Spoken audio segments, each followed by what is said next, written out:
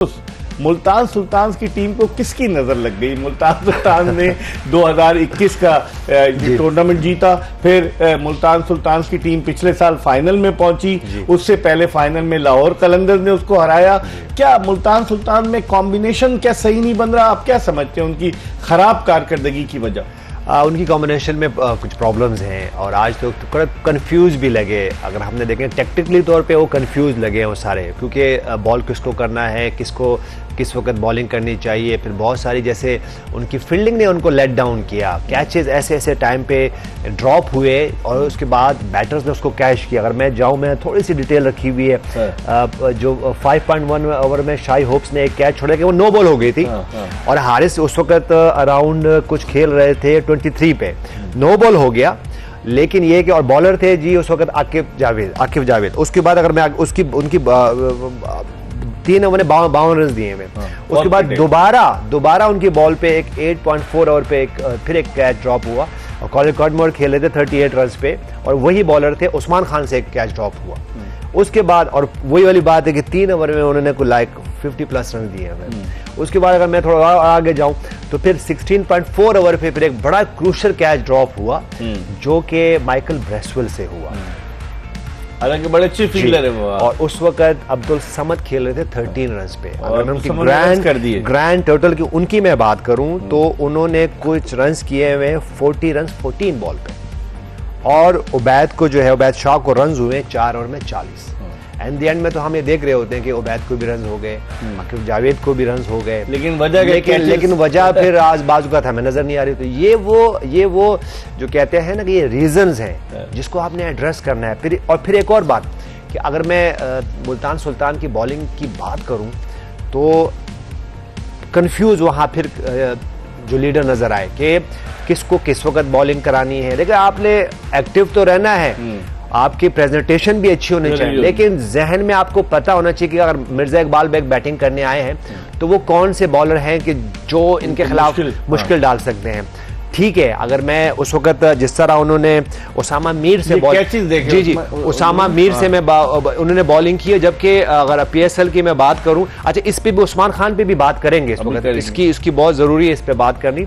अगर मैं PSL की हिस्ट्री की थोड़ी बहुत बात कर लूं तो उसामा मीर ने उनको आउट किया हुआ, ऐसा नहीं है उनके खिलाफ उन्होंने कॉलिन कडमोर ने उनके खिलाफ स्ट्रगल किया है। लेकिन जब उन्होंने आज जहां बॉल पिच किया, मैं बॉलिंग कोच नहीं हूं, लेकिन जब मैंने उनके वैगन व्हील्स देखे तो बहुत फुल है और वो उनका वो जो एक स्लॉक स्वीप खेलते हैं रेंज में उनकी बॉलिंग हुई। तो ये वो जो कहते हैं ना कि छोटे-छोटे, जो मैं हमेशा एक बात करता हूँ कि जो स्मॉल जो आपके पॉइंट्स होते हैं ये बहुत इंपॉर्टेंट होता है। और फिर हम एक बात करते हैं, यहाँ पे काफी दफा हमें उस्मान खान नजर आए हैं। आप मुझे एक बात बताएं, छुपाया जाए? नहीं, क्यों छुपाया जाए उनको? कीपर वो है क्या? कीपर है ना। रिजवान भी तो इस वक्त फील्डिंग कर रहे हैं। तो जब आपको पता है कि एक प्लेयर जो है वैसे ही स्ट्रगल कर रहा है, उसको अपनी हम बार बार उनकी बात करेंगे, वो अपनी पोजीशन पे भी नहीं खेलता, वो आके नंबर 3 नंबर 4 खेल रहे होते हैं और फिर आप वो उसकी फील्डिंग की वजह से उस पर और प्रेशर आता है और फिर वो लकी रहा कि आज फिर रन करके बैठे हुए। अगर ऐसे, अब मुझे बताएं आजम खान ने, ठीक है वो अलग हो जाएगा, लेकिन आजम खान को जब हमने फील्डिंग कराई तो उनको उसको तो एक्सपोज होना है ना।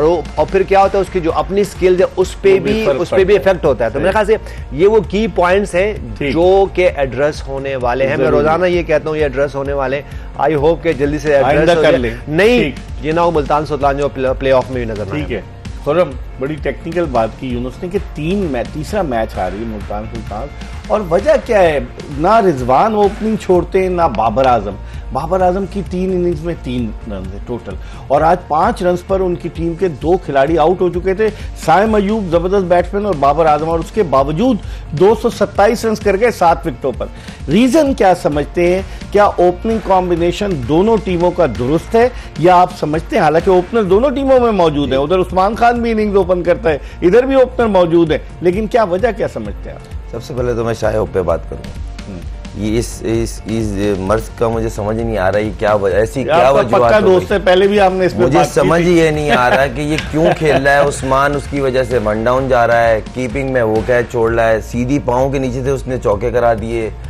इतनी गंदी कीपिंग, उसको समझ ही नहीं आ रहा, इतना कंफ्यूज हुआ है। रिजवान अपनी कीपिंग छोड़ के फील्डिंग में आ गया, उसके चक्कर में भाई कौन सा खजाना छुपा हुआ है उसमें से निकालना है आपने, पहली बात। दूसरी बात ये, अगर टीम कॉम्बिनेशन में नहीं बैठ रहा आप उसको ड्रॉप करा दो, आपकी टीम स्ट्रगल कर रही है।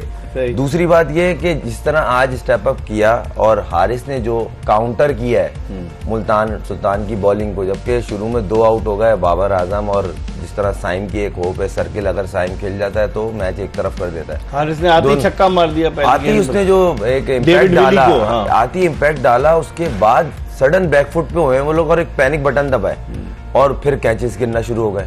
तो फिर वो बोलते हैं दिलेरो का, समझते हैं कैच ड्रॉप होने की। देखिए ये तो लैक ऑफ प्रैक्टिस होती है, ये फील्डिंग में तो कोई है ही नहीं ना। लाइट्स का हमें डिस्कस करना चाहिए वैसे है ना। आप आंसर, सॉरी मैं बीच में आपको इंटरप्ट कर, लाइट्स का भी तो असर होता है। नहीं इकबाल भी इनको पूरा करने ने, फिर इस पे आपने हमसे सवाल जरूर करना है, क्योंकि हम स्लिप में इधर उधर फील्डिंग करते हैं। सबसे ज्यादा कैचेस यूनुस खान के, डिबेट करते हैं, बात करेंगे।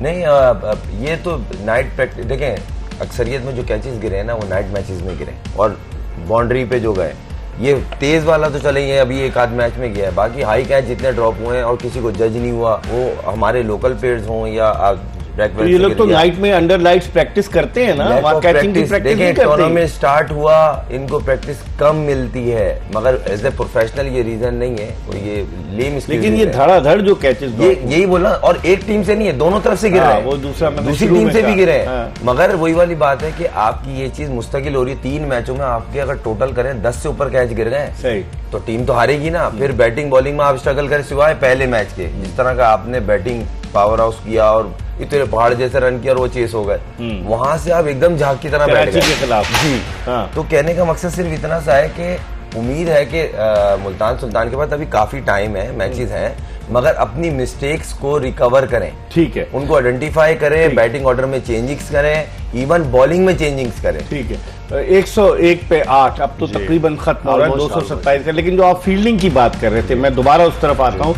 आप माशाल्लाह से पाकिस्तान के टॉप के फील्डर है, स्लिप में भी फील्ड आपने ज्यादातर स्लिप में किया है, आउटफील्ड में, स्लिप में, हर जगह में, पॉइंट में। आपसे पहले जावेद मियादाद, आसिफ इकबाल, क्या टॉप के फील्डर होते। रीजन क्या समझते हैं यूनुस?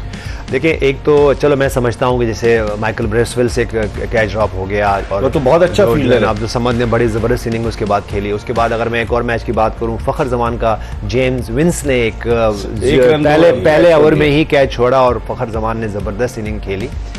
ठीक है, कैचेस छोड़ते हैं, लेकिन मैं एक बात देख रहा हूँ, जो ये ग्राउंड फील्डिंग की हम बात कर रहे हैं ना, कि जहाँ भी हमारे अपने लोकल्स प्लेयर्स और यंग प्लेयर्स हैं, उनको अगर मैं कैचेस की बात करूं तो ये तो हमें नजर आ रहे हैं ना कि चलो कैच ड्रॉप हो गया, हम फिर उसको हाईलाइट भी करते हैं, नजर भी आ रहा होता है। लेकिन अगर मैं ग्राउंड फील्डिंग की बात करूं तो उसमें बहुत सारे क्लैप्स मौजूद हैं, वहां पे बहुत सारा मिस्टेक होती है। उसकी वजह यह कि मैंने जितने भी हमारे फील्डर्स को देखा है, या तो अगर वो बाउंड्री पे भी हैं तो बिल्कुल जो है ना बाउंड्री से आ रहे होते हैं, उसके बाद वो बॉल को आने दे रहे होते हैं, चाहे वो स्लो बॉल हो चाहे वो तेज बॉल, वो आने देते हैं और वो उसको बैट के पकड़ रहे होते हैं। जैसे आज अली रजा से एक चौका छूटा देखा आपने? जी बिल्कुल वो ऐसे कि वो बिल्कुल वो साइडवेज बैट के बॉल उठाते हैं और उसके बाद जब फेंकते हैं तो 2 रन हो चुके होते हैं। अच्छा, फिर एक और वही वाली बात है कि जब इस तरह के ड्रॉप्स हो रहे होते हैं, मिसफील्ड हो रहे होते हैं, तो फिर फ्रस्ट्रेशन आती है बॉलर का, मोरल भी हमने आज देखा है कि अगर मैं बात करूं कि बॉलर्स की, डेविड विली काफी दफा वो जो है ना वो फ्रस्ट्रेटेड नजर आए और वो दिखा रहे, बार दिखा रहे थे। और मैं फिर वही बात करूंगा कि ये जो फील्डिंग है या इवन ये जो माइंड में टैक्टिक्स होते हैं लीडर के, वो आपको लेट डाउन करते हैं।